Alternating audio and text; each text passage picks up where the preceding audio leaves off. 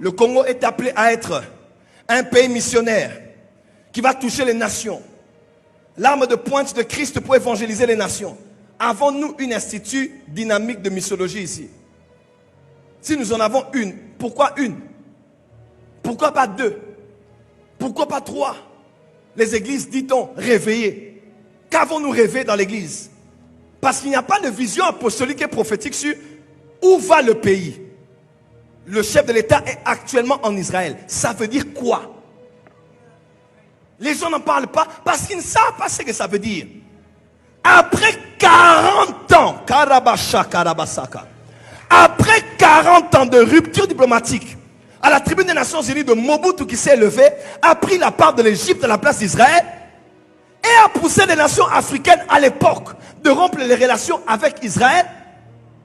Dieu élève un germe, un homme qu'il a tiré parmi nous, chrétiens.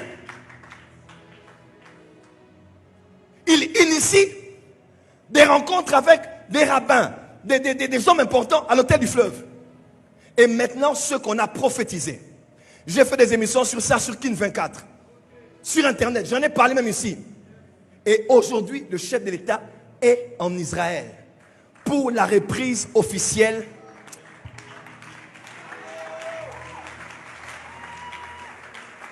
Voilà des gens qui ont compris. Non, il faut être debout pour ça. Peut-être que vous ne connaissez pas les choses prophétiques. Mais dans une église prophétique, on doit connaître la valeur des temps.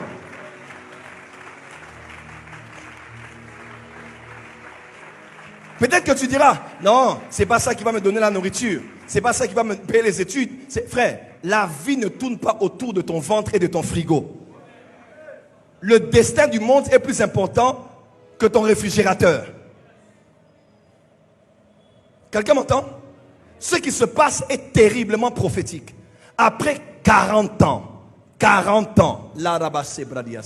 après 40 ans, Israël revient officiellement avec une ambassade en RDC. Après 40 ans, Israël a fait 40 ans avant d'entrer dans la terre promise. Frère, nous sommes à la veille d'une saison nouvelle en RDC.